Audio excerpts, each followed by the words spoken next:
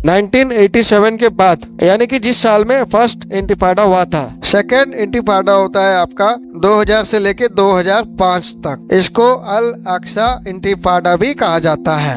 ये हुआ था आपका सितंबर 28, 2000 में। एक्चुअली में दोस्तों होता ये है, उस समय जो इजरायली प्राइम मिनिस्टर थे एरियल शरोन, वो विजिट करते हैं एक टेम्पल माउंट को, जिसका नाम हराम अल शरीफ भी है, और मुस्लिम्स इसको बुलाते हैं अल अक्सा मॉस्क, और इसको जेरूसलम्स होली एस्प्लेनेड भी कहा जाता है। यानी कि मंदिर और मस्जिद दोनों एक ही जगह में लोकेटेड है।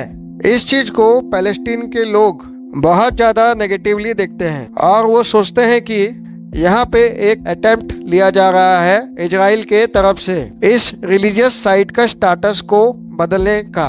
यानी कि यहाँ पे ये इसको ऐसे इंटरप्रेट करते हैं कि रिलीजन के ऊपर में अटैक हो रहा है इजराइल के तरफ से। इसीलिए दोस्तों इसके बाद होना क्या था, डेमोन्स्ट्रेशंस होते हैं, और इसके बाद वायलेंस भी होता है। उसके बाद ओपन कन्फ्लिक्ट हो जाता है between Palestinian national security forces and Israeli defence forces. इसी चीज को सेकेंड इंतिफाडा कहते हैं, यानी कि सेकेंड टाइम अपराइजिंग हुआ था, और ये पूरे 5 साल तक चला था। इस पूरे इंसिडेंट के बाद Israeli prime minister Charon order करते हैं कि जो लोग यानी कि इजरायली सेटलर्स और सोल्जर्स गाजा में रहते हैं वो गाजा को छोड़ देंगे। इसके बाद इजराइल के लोग 2005 में गाजा को छोड़ देते हैं। इस चीज को इजराइल के सुप्रीम कोर्ट ने भी सपोर्ट किया था, यानी कि 2005 के बाद इजराइल का जो ऑक्यूपेशन गाजा में था वो फॉर्मली एंड हो जाता है, यानी कि लीगली वो